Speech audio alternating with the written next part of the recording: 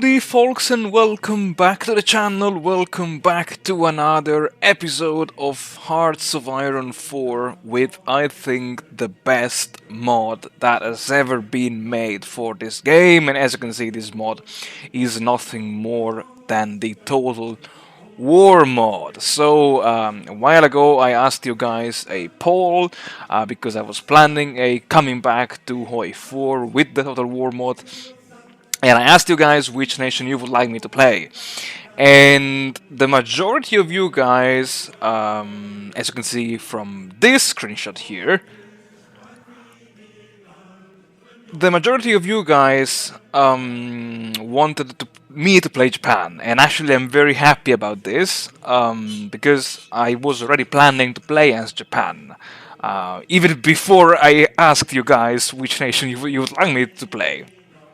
And in case you guys are new to the channel, I've been uploading several videos and episodes of Hearts of Iron 4, mainly with two mods, the Total War mod and Black Ice mod. I also did play the Expert AI mod and the Endsig mod, but amongst all the mods that there are available on the workshop, I think the Total War mod is, I think, one of the best.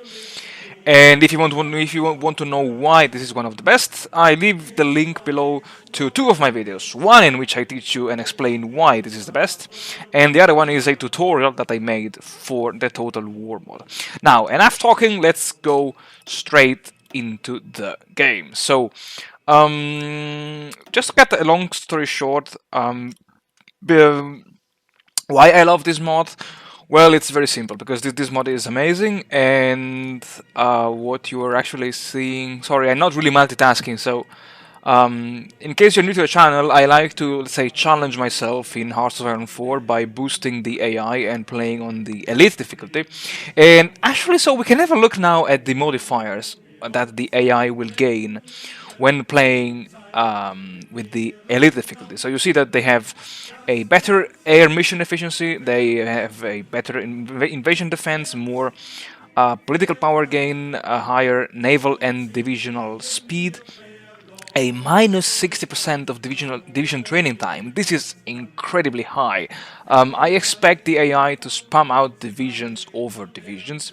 They have a 25% of recruitable population factor. Oh my god, I cannot talk tonight. Which means basically 1/4 of the total population can now be used to train more divisions. They have minus 40% of attrition, minus 25% of supply consumption. That's a lot.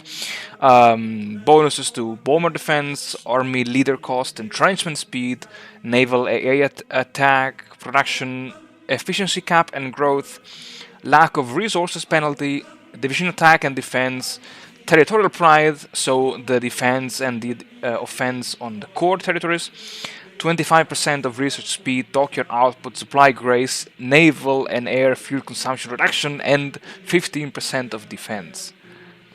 I mean, holy moly! I never paid attention to these modifiers. This is the first time I actually have a look at these, and holy crap, it's gonna be an interesting campaign. Also, I'm gonna play with the better in-game performance, even though I am playing with a custom Total War mod, because I like to challenge myself, I like to have some kind of role-playing, I like to have some extra events before starting any campaign with any big nation. So this better in-game performance I can actually show you guys now, and let me just call this the Rising Sun. And I'm playing with Iron Man because, again, this increases the challenge, so this is really a no step back campaign. And this increased or better in-game performance, what it does is to simply add a national modifier to some nations like Turkey here, and yeah, is this disabled AI division training that increases attrition, construction speed, dockyard output, and training time. This is done to reduce the spam of divisions that will slow down the game, inevitably. Now, in case you've been playing the Total War mode for quite some time, you will see something that normally you don't see, and is this kind of half window here popping below the main events windows. And as I said, I did script some events to just make this campaign a little bit more interesting, and yeah, to give to myself a few bonuses that you will see now in 1 second. So, I'm not going through the overview of Japan. In case you want, you can just play the game and select any of these events. But no speeches.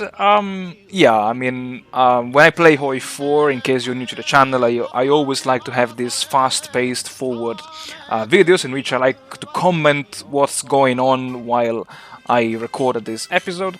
Normal peace conference setting. Yeah, it's okay. It's cool.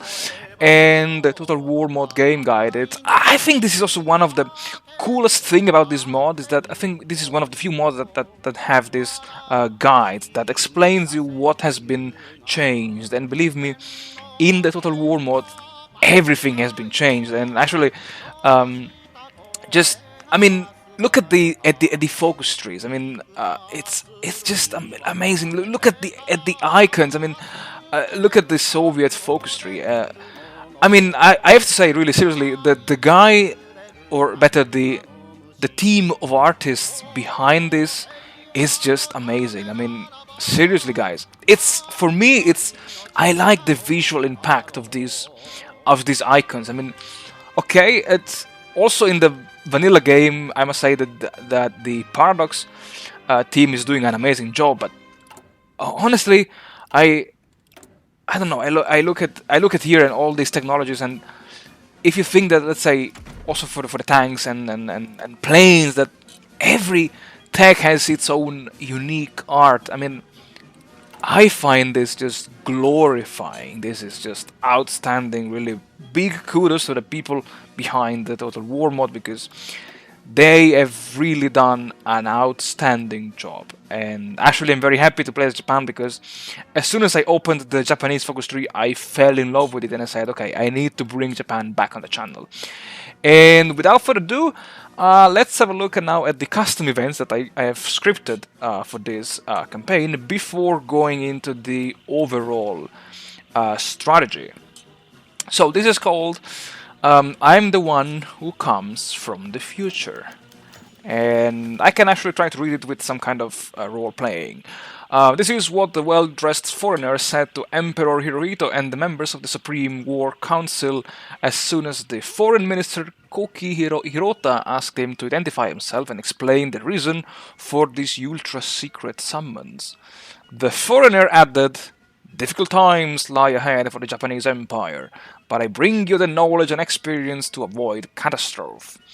The members of the Supreme War Council looked at each other without saying anything until General Yoshiyuki Kawashima took the floor.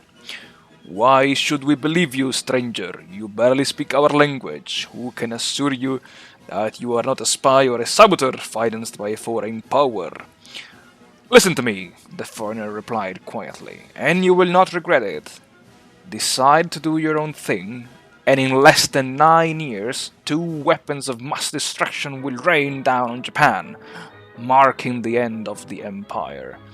Those present said nothing as Emperor Hirohito considered what decision to make. And as Emperor Hirohito, I am very willing to take the decision to listen to this foreigner. And that's only because this decision will give me 1% of stability and 1% of war support, while if I choose why wasting my time with this individual, I will lose 1% of stability and 1% of support. And most importantly, this decision does have an event called the Grand Plan, which will be the grand plan to make Japan great again. Ooh. The Grand Plan. As soon as Emperor Hirohito gave the signal with a nod, the foreigner briefly explained the difficult situation in which the Japanese Empire would find itself if appropriate countermeasures were not taken immediately. He agreed to an impending war with China, but emphasized that such a war would have to be fought quickly and decisively. Only once control of the Chinese territories was secured could Japan push southwards and secure the resource-rich regions of the East Indies. "And how do you suggest winning a war against China quickly and decisively?" asked General Kawashima. "Simple," replied the foreigner. "With a fast-moving motorized army backed up by heavy artillery, tanks, and a flexible logistical network." The bigwigs of the Japanese Empire's armed forces burst out laughing, except for the Emperor himself. Now, I have to say one thing. If you guys are new to the channel, I like to challenge myself, especially when playing as Italy and Germany, by having a. So, Italy and Germany means the Axis nations, by having these motorized armies, because I believe that in Hearts of Iron 4, with the Total War mod, speed is, I think, the best weapon that you have to defeat your enemies. "And how do you expect to win the war against China with a fast-moving motorized army backed up by heavy artillery, tanks, and a flexible logistical network, Mr.?" asked the Emperor. "You can simply call me Tio41, which, by the way, was my very old nickname of this channel. For security reasons, I'm not allowed to reveal my true identity. And I should add, I can win the war against China and against future enemies of the Japanese Empire, provided I have total control of politics and the armed forces." Once again, a stony silence sank into the room. "Very well, Mr. Tio41, said the Emperor. "From this moment on, you will have the supreme leadership of the Empire. You will remain at my side, but you will have carte blanche with regard to political military decisions. The entire people rely on your knowledge and experience to make the Empire emerge as a new great power. By the way, from where would you like to start?"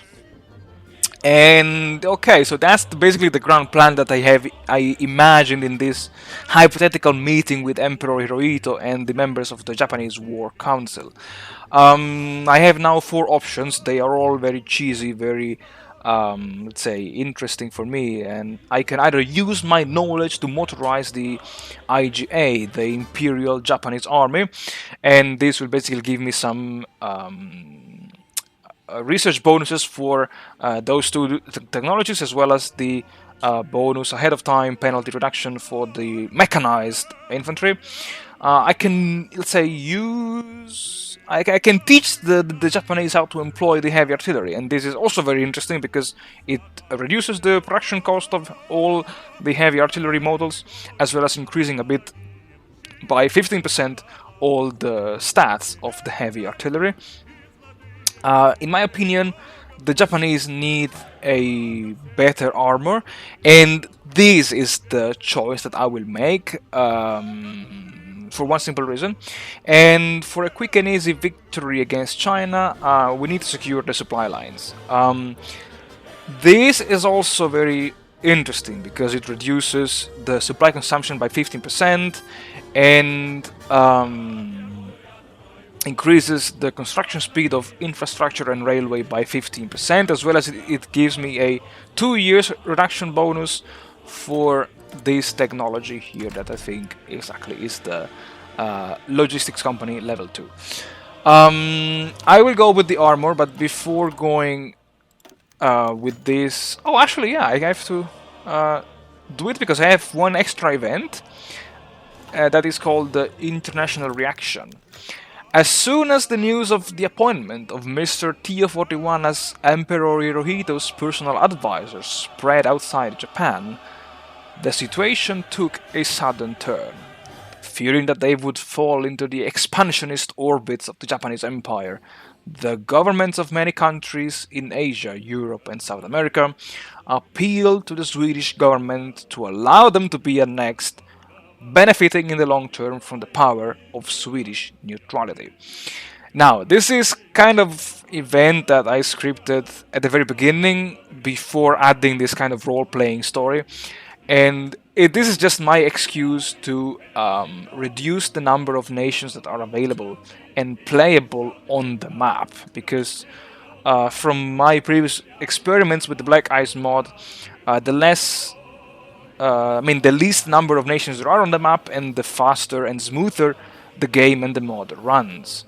And I imagine that this will be kind of a reaction of the nations that, oh my god, there is someone, a divine force guiding Japan, and if Japan wants to invade us, we want to have Sweden protecting us, because Sweden does have a modifier. Let me click on Sweden.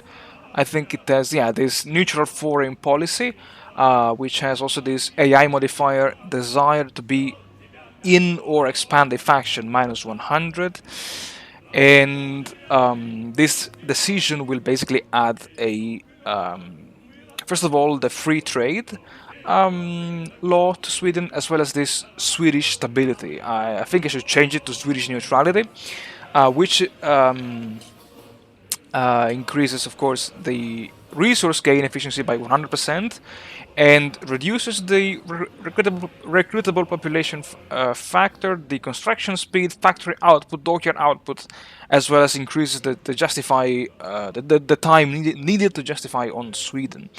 And maybe I forgot. I mean, I forgot to add it, but with this decision, Sweden will annex several nations that I deemed were not really needed for the campaign. And these nations are, as you can see, Tibet, Iran, Afghanistan, Saudi Arabia, and all these nations here. And of course, Central and South America, together with Ireland. I know, I'm sorry, I don't want to offend anyone, but I want to ensure that I do not reach 1943 and the game is super laggy because of some, let's say, some spam of division, spam of whatever, and things like that. Now, let's talk briefly about the strategy. I got news from the developers of Total War mod that the USA AI with the No Step Back DLC is still in need of some rework because it's kind of passive AI. So let's say, to challenge myself, besides winning an easy and hopefully fast war against China, what I would like to do then afterwards would be to turn north and secure all these juicy Siberian resources. And the goal would be to help my best friend in Europe here in winning the war against the Soviet Union. And ideally, I may want to finish the war in China by 1940 to, let's say, to have enough time to gear up my army to strike against the Soviet Union, ideally in September of 1941. That's my grand plan. And then once the war in Russia have been won, then I can secure my navy and try to strike at the southern hemisphere here. I know this is a kind of new strategy for me. I've always been trying to play Japan in a kind of an historical way. Well, not this time. This time I want to challenge myself with this crazy plan that I have. And very briefly, in terms of focus tree, I've been playing already a couple of times, and what I will do will be to go through the co-prosperity sphere, propaganda, and then the Koishikawa arsenal, because it will give me one extra research slot. And then I will just boost, look for foci that will boost my industry, my army, and I will most likely rush for the 0 and the other research slot down here. And then I have to check if there is yeah, there is the continue with northern expansion doctrine. I will go through this way and strike at the USSR while they are weak. Oh, interesting. After March 1st, 1942. Okay, that's good. Anyway, already my My plans to strike in 1941 have been gone. Yeah. Okay. Anyway. Um. Yeah. Okay. That's it. I think for this first episode. And well, I don't know what to say, guys. I hope you guys will enjoy the series. I hope you guys are also enjoying my War in the East too. There will be some episodes about Operation Typhoon very soon, and then I will ask you another poll to see your opinion about the Grand Campaign. And yeah. Okay, I think that's it for now. Let's see in the next episode how things will evolve and how and if I will ever manage to prepare Japan, the Imperial Japanese Army, for the invasion of China. And until then, lovely people, take care, be safe, and remember to subscribe to the Total War mod on the Steam Workshop. Well, thank you very much for watching, thank you very much for supporting the channel, and stay tuned for more.